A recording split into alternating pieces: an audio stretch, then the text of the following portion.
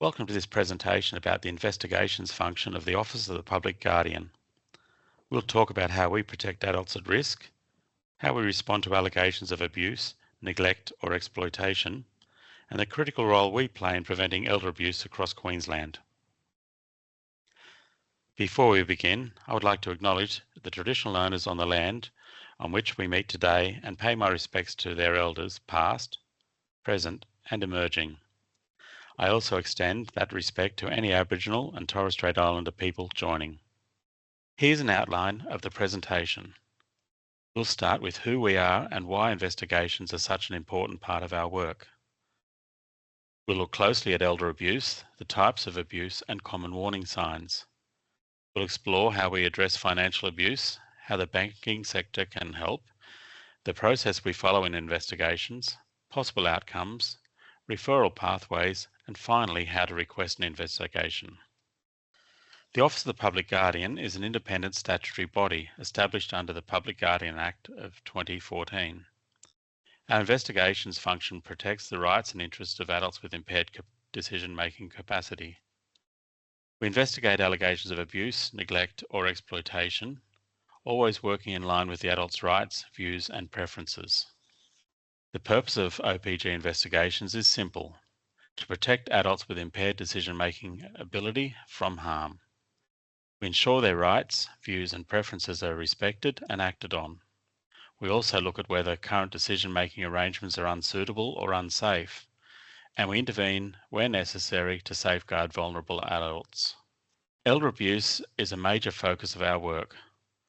Almost 70% of our investigations in 2023 to 2024 involved adults aged 65 and over. Elder abuse can take many forms: financial, physical, emotional, or psychological. Financial abuse is the most common form we see, often involving misuse of funds or assets. There are many warning signs of abuse. These include sudden changes in a person's behaviour or financial situation, isolation or intimidation, unexplained injuries or a decline in health or appearance that suggests neglect. Another red flag is when someone claiming to be an attorney, guardian or administrator cannot show proof of their authority. Financial abuse happens when someone misuses an adult's money or assets. It often involves people the adult trusts. Examples include unauthorised withdrawals, misuse of a power of attorney, or pressuring the person to change their will. We collaborate with banks and financial institutions to detect suspicious activity, and we encourage safeguards like dual authorisations for transactions. Banks and financial institutions play a key role in preventing financial abuse. They are often the first to notice unusual financial activity or signs that a customer is being pressured. Warning signs include large or unexplained withdrawals, new joint accounts, unpaid bills, despite sufficient funds, or a customer appearing confused or distressed. Online banking adds challenges with fewer face-to-face interactions, so we also encourage the use of technology to monitor suspicious patterns. Concerns can be raised by anyone: family, friends, professionals, or members of the public. We first assess eligibility. Does the adult have impaired decision-making ability? And does the concern meet our criteria? We then gather information which may include contacting banks, medical professionals, service providers, police, and other stakeholders. Then, where appropriate, we meet with the adult to obtain their views, wishes and preferences and contact decision makers, formal or informal, to give them an opportunity to respond to the concerns.